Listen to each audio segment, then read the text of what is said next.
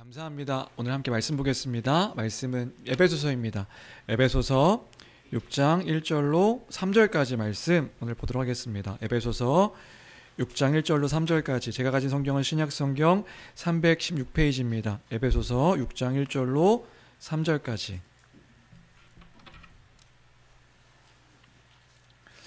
에베소서 6장 1절로 3절 316페이지입니다. 신약성경 다 찾으신 줄 알고 한 목소리로 읽도록 하겠습니다.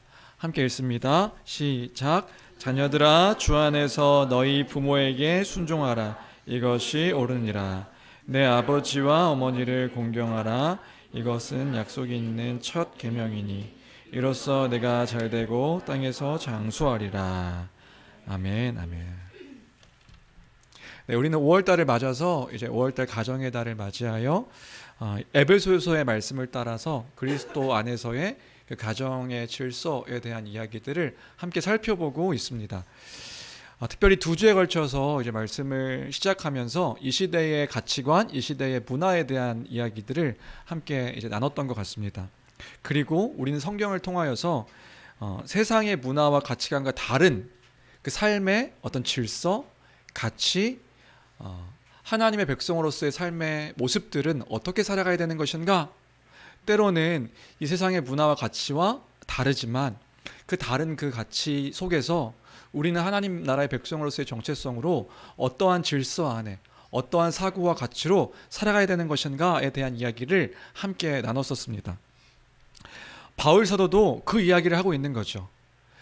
시대와 문화, 그 시대에도 그 시대의 문화와 가치가 있었는데 그 시대의 문화와 가치를 따라서 이야기하고 있는 것이 아니라 이제 너희가 하나님 나라의 백성이 되었으니까, 그리고 또 에베소서의 표현을 빌리자고 한다면 이제 교회적 존재가 되었으니 하나 되게, 그리스도 안에서 하나 되게 하셨으니 주 뜻 안에서, 그 뜻 안에서 마땅한 삶을 살아야 된다. 그러니까 직설법과 명령법으로 그렇게 이야기하고 있다 말씀드렸죠. 전반부는 직설법입니다. 너희가 이런 존재가 되었다. 이러한 사람들이다. 이제 하나 되게 하셨다. 그리스도 안에서 너희 유대인이나 이방인이나 다 한 몸, 한 세 사람, 한 세 존재가 되게 하셨다. 그러니 이제 너희는 이렇게 사는 것이 마땅하다. 이렇게 명령하고 있는 것을 우리가 살펴보았습니다. 그 시대의 문화와 가치에 물들어 사는 것이 아니라 존 스토트의 말에 의하면 대항하며 살아가는 거예요. 어떤 면에서는 대항 공동체입니다. 대안 공동체이기도 하면서 대항하는 공동체이죠. 이 진리가 우리에게 있음을 기억하며 그 진리를 기준으로 삼아 살아가는 사람들. 이것은 단순히 이 시대가 말하는 윤리나 도덕에 대한 문제가 아닙니다. 이것은 하나님의 진리와 교리를 따라 살아가는 삶의 모습으로 나타나는 것입니다. 단순히 뭐가 더 윤리적이냐 이런 문제가 아니라고요. 이것보다 이게 더 윤리적이냐 도덕적이냐? 아니요, 하나님의 가치를 따라 살아가는 삶인 것이다. 그것은 진리와 관련되어 있는 문제다. 주 안에 사랑하는 성도 여러분, 그 주 뜻 안에서 우리가 그 축복 가운데 살아가는 우리의 삶이 되기를 주님의 이름으로 간절히 축원합니다. 그 은혜를 따라서 귀하고 복된 삶의 모습들이 나타나야 되는 것이다. 특별히 우리는요, 우리 3주에 걸쳐서 부모와 자녀의 관계에 대해서 살펴보고 있습니다. 그 부부와의 관계, 부모와 자녀의 관계.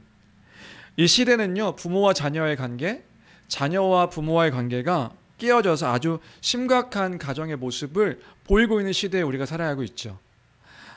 사회의 기본 단위인 가정이 무너져 가고 있는 것을 우리가 볼 수 있습니다.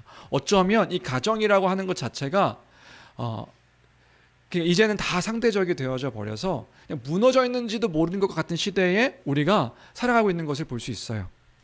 그래서 가정에서조차 제대로 된 훈육이 이루어지지 않고 있고, 정말 심각한 것은 뭐냐면 그 시대가 그런 시대인데 그리스도인 부모, 그리스도인 자녀라고 하지만 그런 질서마저도 깨져버린 것 같은 시대에 우리가 살아가고 있습니다. 그리스도인의 부모에게서도요, 자녀 훈육의 어떤 틀들이 없는 것처럼 보이는 거예요.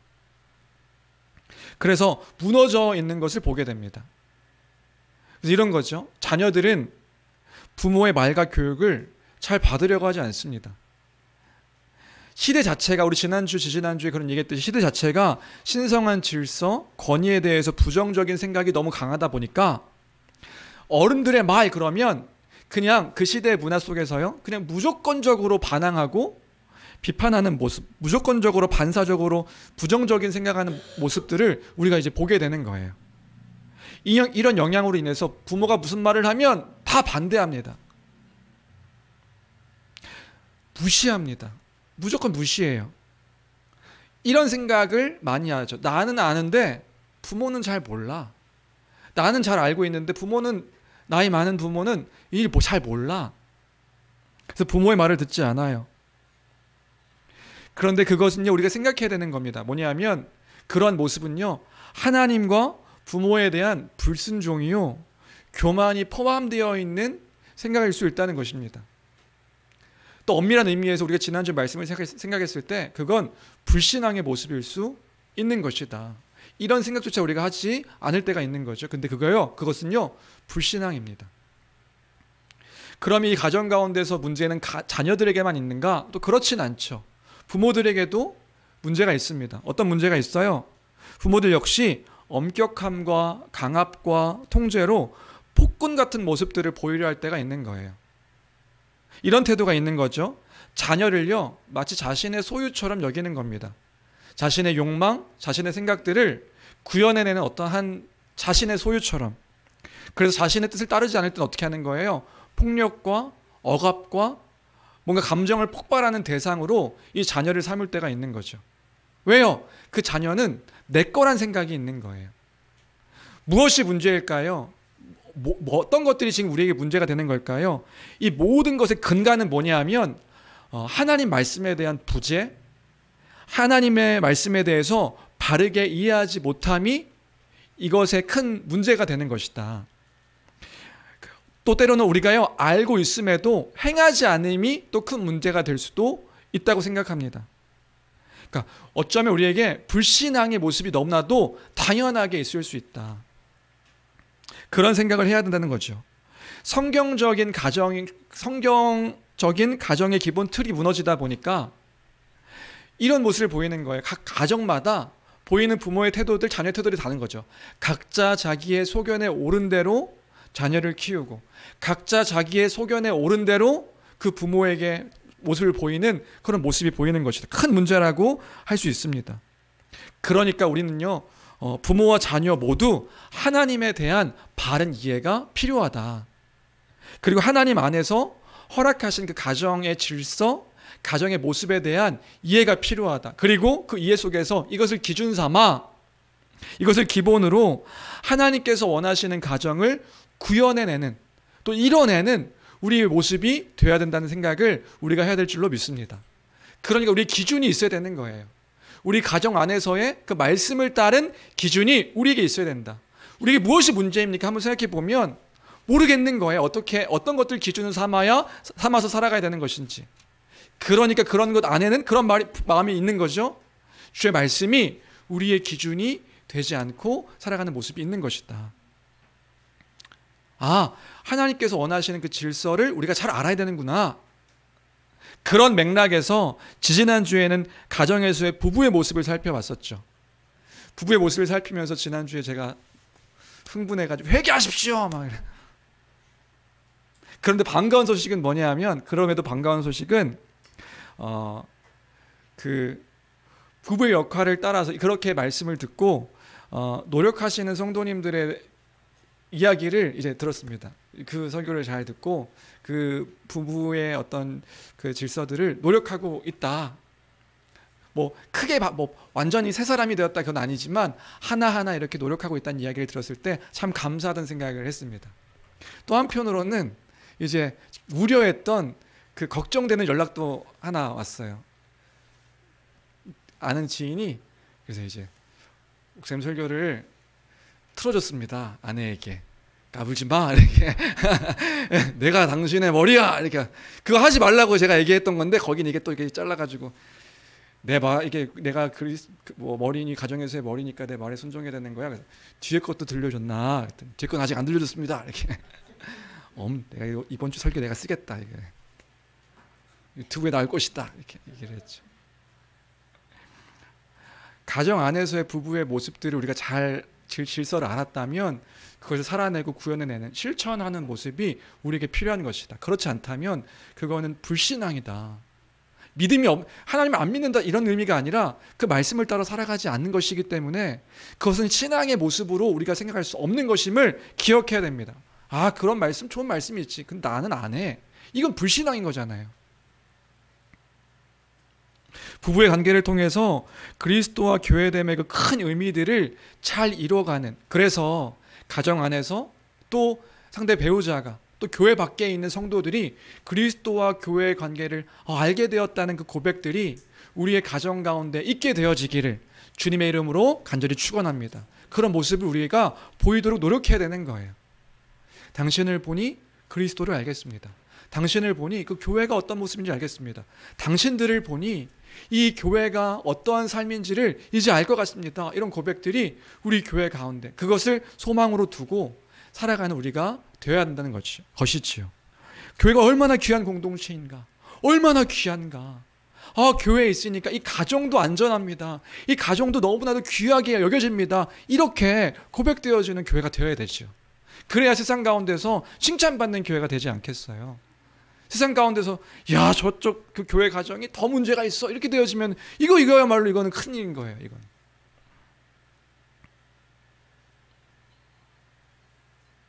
지난주에는 그 부부의 역할들을 함께 살펴봤고요. 지난주에는 자녀의 역할에 대해서 함께 살펴봤었죠. 정리하면, 간단하게 지난주 설교를 정리하면 이런 거였습니다. 에베소서 5장 21절이라는 큰 그 주제 전제 아래서 이 이야기가 시작되고 있음을 이야기했습니다. 그리스도 안에서 피차 복종해야 되는 관계다. 부모도요, 자녀도요. 여러분, 자녀만 복종해야 된다 아닌 거죠. 부모와 자녀가 피차 복종해야 하는 관계, 그리스도 안에서 그런 관계에서 이야기하고 있는 것이다. 그래서 자녀에게 명령하고 있었습니다. 부모에게 복종하고 그 부모를 공경해야 한다.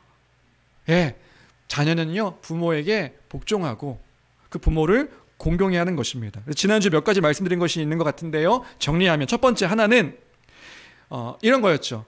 부모의 어떠함 때문에 복종하고 공경하는 것이 아니다. 어떠함 때문이 아니라, 그럼 어떤 부모에게 복종하고 공경해야 됩니까? 어떤 부모를 공경해야 됩니까? 어떤 부모가 아니라 나의 부모에게 복종하고 나의 부모를 공경하는 것이다. 그러니까 어떠한 부모가 아닌 거예요. 이런 거가 아닌 거죠. 부모가 나에게 잘해주니까, 부모가 내게 무언가 이득이 되니까, 내게 사랑을 해주니까, 내가 어떤 옷도 사주고 양말도 사주고 집도 사주고 차도 사주고 무언가 해주니까, 내게 이득이 되니까, 인격적으로 나보다 뭔가 더 성숙한 분이시니까 내가 복종하고 순종해야 되는 그런 것이 아니다. 그러면요, 부모이기 때문에 복종하고 공경해야 된다. 이런 이야기를 함께 나눴습니다. 존중하고 존경해야 되는 것이다. 그러니까 내가 마음에 들어서 내 필요와 욕구를 다 챙겨주어서 복종하고 공경하는 관계가 아니다. 두 번째로, 왜 해야 되는데요? 왜 그렇게 복종하고 공경해야 되는데요? 6장 1절은 이렇게 말하고 있습니다. 6장 1절 혹시 같이 볼 수 있을까요? 6장 1절 함께 읽겠습니다. 6장 1절입니다. 에베소서 6장 1절 함께 읽습니다. 시작. 자녀들아, 예, 이것이 옳으니까요. 이것이 마땅히 옳은 것이기 때문에 행해야 하는 것이다. 그리스도를 경외한다 하면서, 내가 하나님을 사랑한다 하면서 부모에게 복종하고 공경하지 않는 것, 부모를 복종하지 않고 공경하지 않는 것은, 그것은 불신앙이다. 이런 이야기를 나눴죠. 주의 뜻인데 그 주의 뜻을 어기는 것이다. 이것은요, 하나님의 질서 가운데서의 명령인 것입니다. 하나님은요, 가정의 질서를 통하여서요, 그 얘기했지요. 하나님 나라와 하나님 아버지와 자녀의 관계를 알도록 허락해 주신 것입니다. 그래서 이건 창조의 질서와 관련되어져 있다. 하나님께서 하늘과 땅과 모든 것들을 창조하신 그 하나님께서 사람을 창조하실 때 하나님의 형상과 모양으로 사람을 창조하시죠. 그런데 아담과 하와 이후로는요, 그 생명에 대한 창조를, 자녀에 대한 창조를 하나님께서 직접 하지 않으시고 그 남편과 아내 된 그 아버지와 어머니의 그 사랑으로 말미암아 자녀를 낳게 하신 거예요. 그렇다면 그 부모의 역할은 무엇일까요? 그 부모의 역할은요, 그 창조주 하나님, 그 창조하신 하나님을 드러내고 나타내는 그 역할을 하는 것이 부모의 역할인 것입니다. 그래서 그 부모를 통하여서 하나님의 나라의 그 통치와, 하나님 나라가 뭐죠? 하나님 나라가 하나님의 통치와 다스림, 그 왕되심과 주인 되심이 무엇인지를 배우도록 허락해 주신 거예요. 자녀는요, 그 하나님의 하나님 되심에 순종하는 모습을 보여야 되는 것이죠. 그래서 이 부모의 모습을 통해 하나님을 보도록 허락해 주신 것이다. 이게 창조의 질서인 것이고요. 구속의 질서도 있다고요. 구속의 질서는 뭐예요? 하나님의 아버지 되심, 예수 그리스도로 말미암아 하나님이 우리 아바 아버지가 되어 주셨잖아요. 그 아바 아버지를 어떻게 알 수 있습니까? 그 아바 아버지를 그 부모를 통하여서 알게 하신 거예요. 그러니까 그 자녀는 그 부모의 사랑과 돌봄을 통해 하나님이 어떠한 분이신가를 보도록 허락해 주신 것이지요. 그런 존재이기에 우리는 그 가정 안에서 부모에게 순종함이 마땅하다, 옳다. 그리고 그를 존중하고 공경하는 것이 옳다. 순종할 때 그 순종하는 모습을 통해서 뭘 보이는 거예요? 자녀는요, 하나님께 순종함을 보이는 것입니다. 하나님의 백성의 순종함이 어떤 것인지를 보이는 것이다. 그러니까 부모를 통해서 자녀는 하나님이 어떠한 분이신지, 하나님께서 우리를 어떻게 돌보고 또 이 세상 가운데서 어떻게 살게 하셨는지를 보게 하는 것이다. 주 안에 사랑하는 성도 여러분, 이건 자녀의 입장에서 받아야 된다고 했습니다. 자녀에게 이야기하는 입장이 아니라 자녀의 입장에서 받아야 되는 것이다. 그 말씀에 순종하는 우리 모두가 되길 주님의 이름으로 축원합니다. 부모에게 복종하고 부모를 공경하는 그런 우리가 되어야 된다. 반대로요, 이것이 또한 동시에 부모의 역할인 것임을 또한 기억해야 돼요. 물론 다음 주에 더 자세히 나누겠지만 이게 부모의 역할이라는 것도, 부모된 그 여러분들의 역할이라는 것도 여러분들 기억하셔야 됩니다. 이 말씀을 자녀로서 받은과 동시에 부모 되신 분들은 생각해야 되는 거예요. 단순히 부모는 자녀를 출산하는 것만의 역할이 있지 않습니다. 이 사랑하는 공동체 안에서 이 자녀들이 어떻게 하나님을, 나를 통하여서 어떻게 하나님을 알 수 있을까? 내가 알게 된 하나님을 어떻게 하면 이 자녀들이 볼 수 있을까를 고민하셔야 되는 거예요. 그 하나님의 공의와 사랑, 자비와 긍휼, 어떻게 돌보시고 베푸시는가, 그 사랑을 볼 수 있게 하는 부모가 되어야 된단 말입니다. 그냥 낳아준 걸로 나를 공경해야 돼, 이게 아닌 거라고요. 그런 관계가 아닌 것입니다. 그러니까 부부 안에서 남편처럼, 부부의 관계에서요, 남편처럼 부모에게는 더 엄중한 명령이 있는 거예요. 단순히 자녀들을 바라볼 때 나의 소유라 여겨서 단순히 어떻게 먹고 살 것인가, 이 세상에서 남들보다 어떻게 잘 살게 먹고 사는 그 사람들을 그렇게 살아가는 것을 걱정하는 것만이 아니라 어떻게 하면 이 아이들이 하나님 나라의 백성으로, 이 언약의 백성으로 주의 나라를 맛보며 이 가정 가운데서 살게 할 것인가, 이것들을 고민하는 것이 필요한 것이란 말입니다. 그러니까 나의 어떤 그 욕망을 채우는 도구가 아니다, 나의 소유가 아니다. 주께서요, 내게 맡기신, 우리가 마지막 날 주 앞에 가면 그 말씀 드렸죠. 우리 종말론 때예요. 다 형제 자매로서 함께 주 앞에 설 자들인 거예요. 그러니까 이 자녀들을 바라볼 때 귀하게 바라봐야 되는 거예요. 주님이 내게 맡기신 자들이다. 그래서 함부로 대하면 안 되는 거예요. 내가 막 내 말 안 듣는다고 자기 감정 폭발하면서 막 폭군처럼 해야 되는 그런 존재가 아니다. 자녀들은 그런 부모를 보며 그런 부모에게 순종하게 되는 것이고요. 그래서 그거 아십니까? 그런 의미에서 그런 자녀들에게 본래는 유아 세례를 베푸는 거예요. 여러분, 유아 세례를 왜 자녀들에게 베풀까요? 믿음의 고백도 하지 않았는데요. 그 부모의 믿음의 고백을 따라 아이들에게 유아 세례를 베푸는 거거든요. 그럼 유아 세례는 그런 의미가 있습니다. 이 아이가 언약 백성, 우리 믿은 부모의 자녀입니다. 언약의 백성 된 자입니다. 제가 이 부모의 신앙의 고백을 따라 유아세를 주는 거예요. 이 아이를 주의 말씀을 따라 그 하나님의 나라의 백성으로 내가 키우겠습니다. 교회의 가르침과 그 치리와 복종을 따라서 이 아이를 이 복음을 따라 가르치겠습니다. 복음으로 살아내겠습니다라고 하는 그 선언이 동시에 아이에게 베푸는 세례인 동시에 부모의 서약이 함께 있는 거예요. 그게 유아세례의 의미인 거예요. 그 유아세례 받은 가정에서는요, 부모의 역할도 너무 중요하고요. 아이들의 역할도 중요합니다. 이 아이들은 뭘 배우는 거예요? 그런 부모에게 순종하여 하나님 나라의 백성된 자로서 살아가는 순종과 공경의 모습이 있는 것이지요. 그게 우리의 모습인 것이다. 자녀는 그런 부모에게 순종하는 것이다. 주 안에 사랑하는 성도 여러분, 그러한 부모, 그러한 자녀가 우리 가정이 되길 주님의 이름으로 축원합니다. 또한 자녀가 또 나의 그 자녀됨이 그러한 모습이어야 한다. 두 번째로 그런 얘기했습니다. 뭐냐면 이것은 실천을 요구하는 명령이었다. 그래서 실천해야 되는 거라고요. 그래서 이거는요, 노력해야 되는 일인 것입니다. 주의 명령이기에, 주의 명령임에도 불구하고 이게 명령인데 아무런 노력도 없고 아무런 열심도 없이 이거는 그래요, 목사님 좋은 말씀해 주신 거, 성경에 그렇게 써 있는 거 아는데 저는 그렇게 못해요, 내 생각은 달라요, 이건요 불신앙인 거라고요.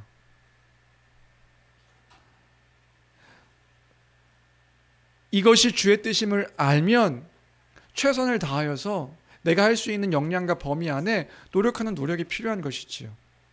그 실천이 우리에게 필요하다. 이렇게 두 번째로 그런 이야기 함께 했던 것 같습니다. 이어서 오늘 세 번째로 생각할 것은 뭐냐면요, 그러면 어떤 분들은 이런 질문을 가질 수 있을 거라 생각이 들어요. 무슨 질문이냐면 어디까지 복종해야 됩니까? 이런 거죠. 어디까지, 또는 이 관계는 사실 그리스도 안에 있는 부모와 자녀의 관계를 이야기하고 있는 거예요. 그리스도 안에 있는 부모와 자녀예요. 그러면 불신자 부모가 계시다면 그 부모의 말에도 복종해야 됩니까? 그 부모가 얘기하는 것에도 복종해야 됩니까? 이렇게 질문을 이제 하실 수 있는 분들이 있으실 수 있을 것 같아요. 어떻게 해야 됩니까? 어떻게 해야 될까요? 우리의 복종의 범위는 그 남편과 아내의 관계처럼 주 안에서 복종하는 관계라는 것을 우리가 생각할 필요가 있죠. 그러니까 우리의 복종은요, 주 안에서의 복종입니다. 그러니까 단순히 부모이기 때문에 모든 부모의 말을 순종해라 이런 의미는 아니에요. 그러니까 이런 거죠. 부모가 갑자기 막 자녀에게 도둑질 해와라, 내가 지금 너가 가서 저쪽 집 가가지고 도둑질을 해라, 이걸 우리가 따라야 되나요? 그럴 수 없죠. 사람을 죽이라고 명령하는데 그 죽이라는 명령에 순종할 수 없는 것이죠. 그러니까 불의한 일에, 주의 뜻 가운데 불의한 일에는 순종할 수 없는 것입니다. 부모는 하나님 아버지를 드러내는 역할을 하는 존재이기에 그 하나님의 선하심을 따를 수 있는 데까지 우리가 따라야 하는 것이다.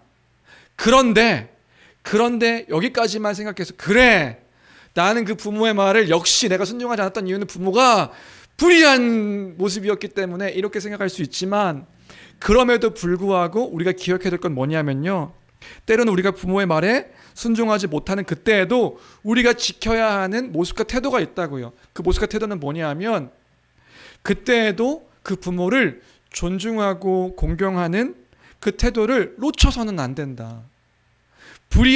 무례하게 그 부모에 대해서 그 무례한 태도와 행동을 해서는 안 되는 것입니다. 우리는요, 주 안에 있는 자이기에 온유와 겸손함이 우리에겐 원래의 우리의 태도의 모습인 거예요. 부모를 향한 그 긍휼의 마음을 놓쳐서는 안 되는 것입니다.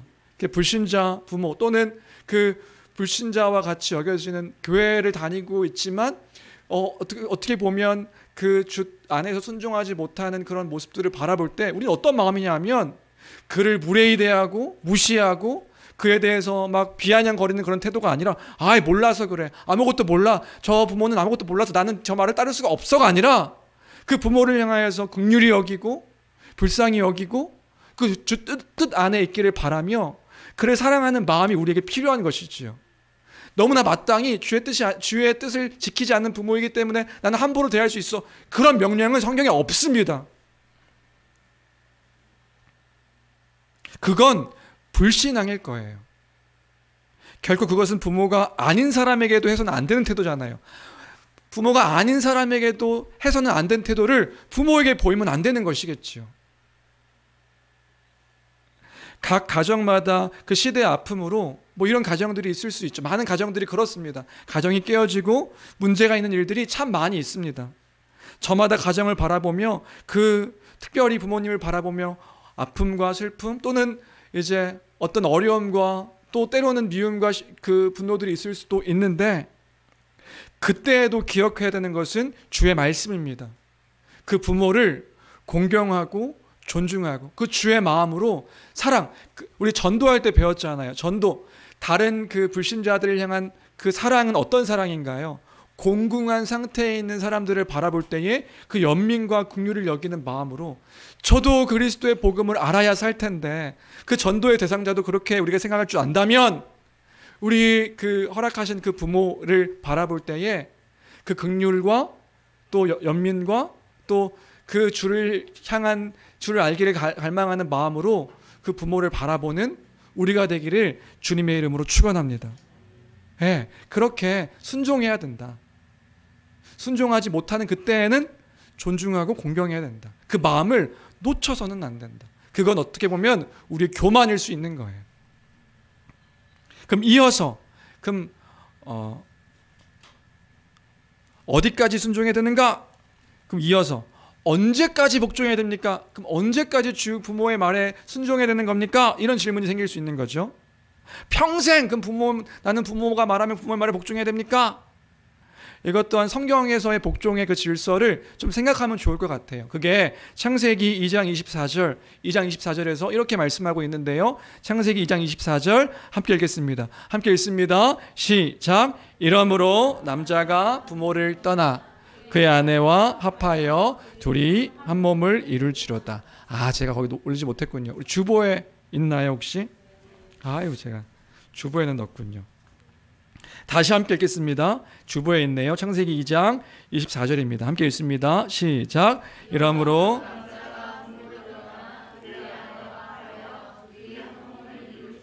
네, 결혼 관계 속에서 이제 그 부모를 떠나 자녀가 또 다른 언약 관계에 있게 되어질 때까지 그 부모에게 하나님 나라의 질서를 배우는 그런 과정이 되어지는 것이다. 그럼 이제 다른 언약 관계에 들어가게 될 때는 이제 아내는 남편을 머리로 삼아 순종하는 것이고요. 또 남편은 그 아내를 이제 그리스도와 같이 사랑함으로 그리스도를 머리로 삼아 그 말씀에 순종하며 또 그 가정의 질서들을 세워가는 것이죠. 그러니까 우리는 기억해야 되는 거예요. 뭐냐 하면 부모는 자녀가 나의 소유가 아님을 기억해야 됩니다. 그러니까 자녀가 언제든 떠날 수 있는 존재임을 기억하여서 결혼한 후에도 그 부모가 자녀들의 어떤 그것들의 머리인 것처럼 막 복종케 하고 명령하고 하는 관계가 아닌 거예요. 자녀들 역시도 마찬가지죠. 평생 동안 그 부모에게 순종하는 관계가 아니라 이제 그 언약 관계, 새로운 언약 관계 속에서 들어가게 될 때까지의 그 순종의 관계다. 그때에도 그럼에도 불구하고 그럼 언약 관계가 달라졌기 때문에 부모 말씀을 들을 필요가 없는 겁니까? 이게 아닌 거죠. 부모를 존중하고 공경하는 태도는 우리가 항상 가지고 있어야 됩니다. 이 모든 것들을 통해서 우리는 바라봐야 되는 것이고요. 그리스도와 교회의 관계, 하나님과 그 자녀의 관계, 이 모든 것들을 통해 드러내고 나타내는 역할을 하는 것이고, 교회는 또 함께 그 모습을 바라보며 하나님 나라가 얼마나 복된 것인가, 그 그리스도와 교회의 관계가 얼마나 복된 것인가를 드러내고 나타내고 보며 누리는 그런 우리의 모습이 되어야 될 줄로 믿습니다. 그런 모습을 드러내고 나타내며 살아가는 저와 여러분들 모두가 되기를 주님의 이름으로 축원합니다. 마지막으로 오늘 6장 2절 3절인데요. 6장 2절 3절 우리 같이 함께 읽겠습니다. 2절 3절 함께 읽습니다. 시작. 내 아버지와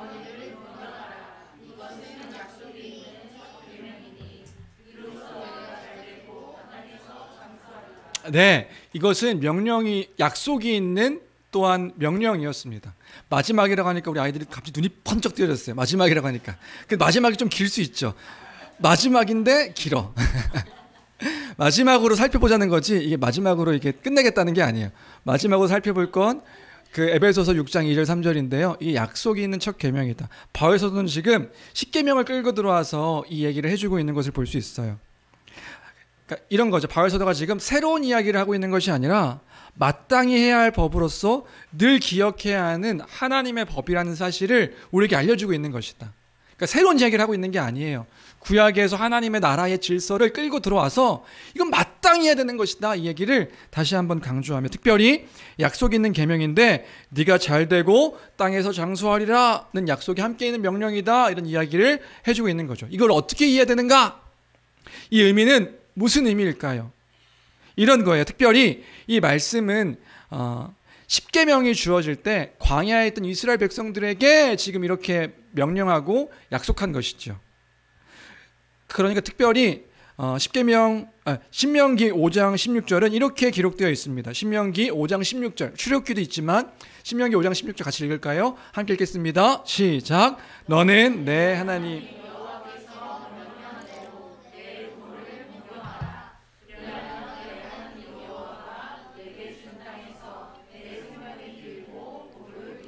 그러니까 우리가 뭐 그런 이야기 들어보셨을 수 있을 것 같아요. 부모에게 순종해야 돼. 그래야 복 받아. 네가 땅에서 잘 되고 오래 살아. 그래서 옛날에 나는 그렇게 오래 살고 싶지 않은데 너무 오래 안 살려면 불순종해야 되나? 우스갯소리 이런 생각도 했던 적이 있는데, 그런 거죠. 이게 지금 뭐 이걸 어떻게 이해되는가? 그 땅에서 네가 준 땅에서 생명이 길고 복을 누리리라. 복 받으려면 부모에게 순종해야 되는 그런 명령인 것인가? 그러니까 이 맥락을 좀 생각해 볼 필요가 있어요. 하나님께서 지금 이 신명기와 출애굽기를 줄 때 10계명은요, 광야에 있는 이스라엘 백성들에게 준 명령이라고요. 광야에 있는 이스라엘 백성들에게 뭘 말씀하시는 거냐면, 네가 부모에게 순종하면, 부모를 공경하면, 네 부모를 공경하면 내가 네게 준 땅에서, 그럼 그 땅이 어디예요? 가나안이죠. 약속의 땅입니다. 약속의 땅에서 네가 잘되고 장수하리라. 광야에서의 삶 가운데 소망을 주는 말씀이었던 거예요. 이해되세요?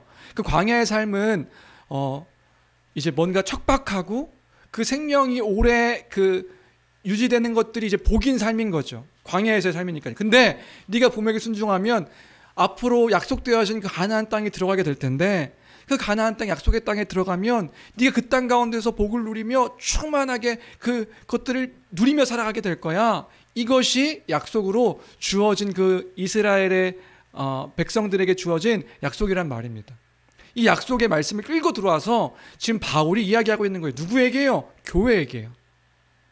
유대인과 이방인으로 구성되어 있는 교회, 에베소 교회 성도들에게, 그 교회에게 이야기를 하고 있을 때 이걸 문자적으로 이해할 수 있을까요? 그럼 신명기 말씀대로라면 네가 가나안 땅에 들어가서 잘되고 복받는다, 이렇게 이야기하고 있다면, 그럼 이 유대인들과 이방인들이 다 가나안 땅으로 가서 잘될 거란 그런 이야기를 하고 있는 걸까요? 아니겠죠. 그럼 뭐 얘기하고 있는 거예요? 이 약속은 그리스도 안에서 하나님 나라의 백성으로서 하나님의 축복과 평강 가운데 살아가게 됨을 약속하는 중요한 계명임을 알 수 있는 거예요. 다시 6장 2절 3절 이거죠. 네 아버지 어머니를 공경하라. 이것은 약속이 있는 첫 계명이니 이로써 네가 잘되고 땅에서 장수하리라. 여기서 말하는 그 땅에서 장수하리라는 것은 단순히 이 땅 가운데서 더 잘되는 삶을 살아가는 그런 맥락만이 아니라, 그런 맥락이 아니라 그런 거죠. 부모에게 복종하고 부모를 공경해요. 그러면 그 부모는 하나님의 통치와 다스림을 따라서 자녀를 가르치고, 또 하나님 아버지가 누구이신지 말과 삶으로 알려줄 테니 그 부모에게 순종하면 어떻게 될까요?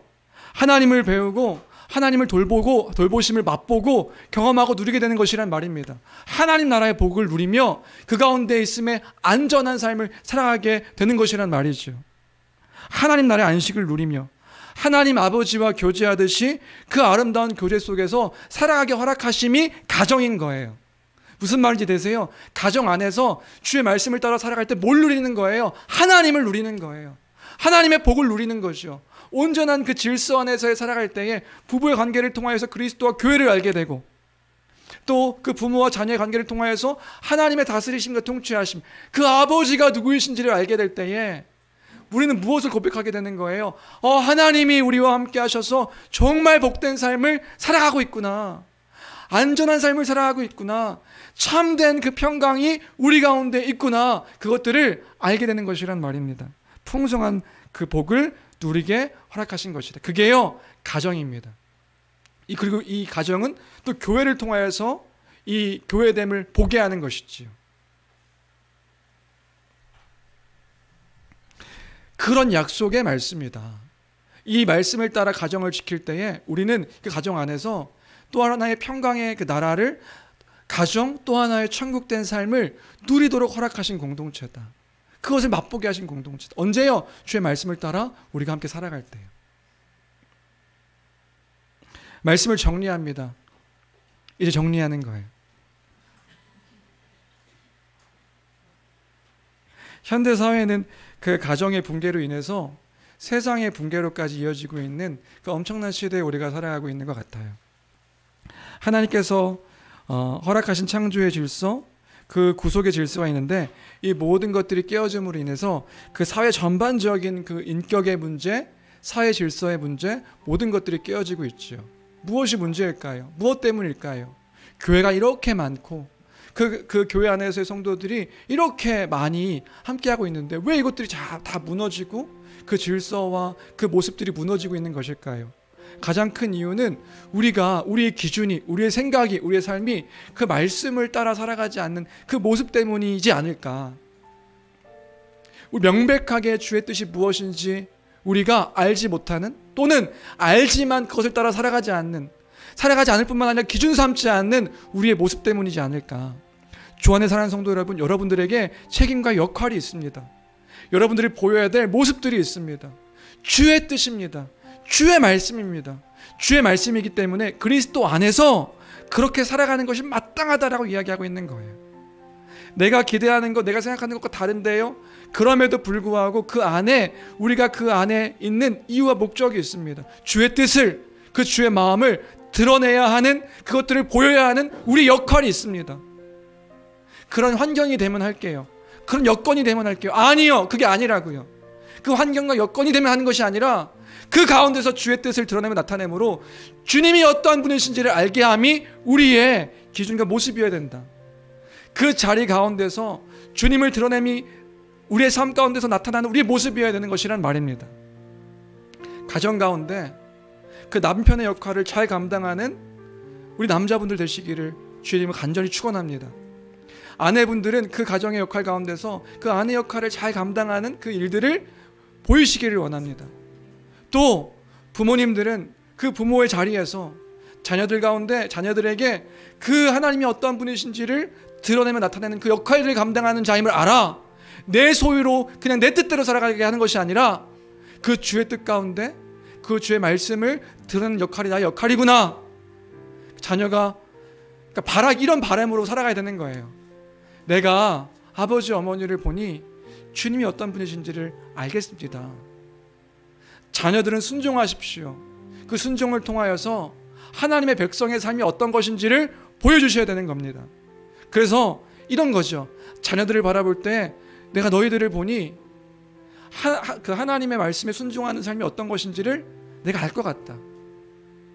부모의 어떠함 때문이 아니라, 부모가 어떠한 내가 존경할 만한 그런 사람들이어서가 아니라 부모이기 때문에, 허락하신 부모이기 때문에 그 부모에게 순종함으로, 그 주 안에서 순종함으로 그 나의 역할과 그 자리들을 잘 감당할 수 있는 우리 교회 성도님들이 되어주시기를 주님의 이름으로 축원합니다. 그때에 모든 사람들이 보게 되는 거예요.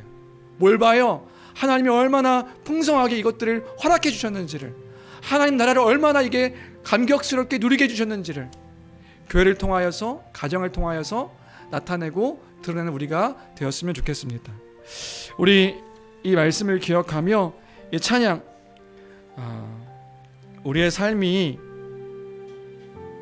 그런 노래가 되었으면 좋겠습니다. 그 노래로 하나님을 드러내는 그러한 삶이 되기를 바라는 마음으로 우리 찬양 함께 고백하도록 하겠습니다.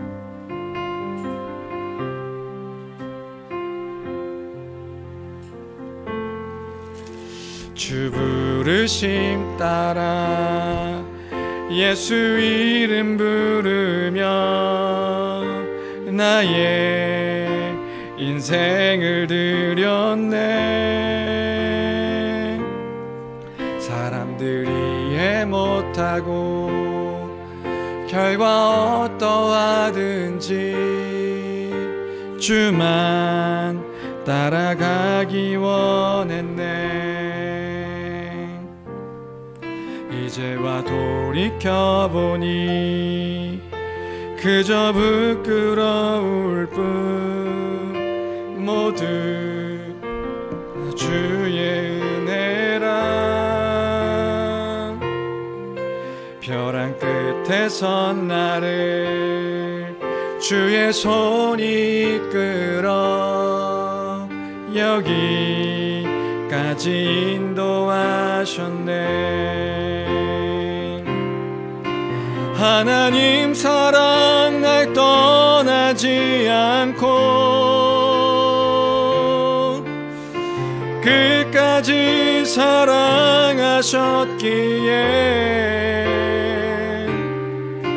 오직 예수와 십자가만 바라보면서 나의 생명도 아낌없이 드리기 원했네. 내 노래가 상한 영혼 일으켜 다시 살게 하는 노래가 되길. 주 배울 때 착한 일뿐이라 칭찬받기 나 원하네. 하나님 사랑 날 떠나지 않고 하나님 사랑 날 떠나지 않고 끝까지 사랑하셨기에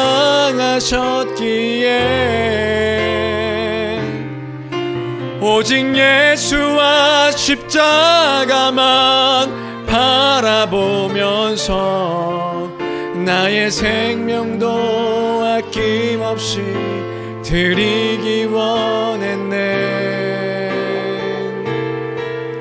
내 노래가 상한 영혼 일으켜 다시 살게 하는 노래가 되길.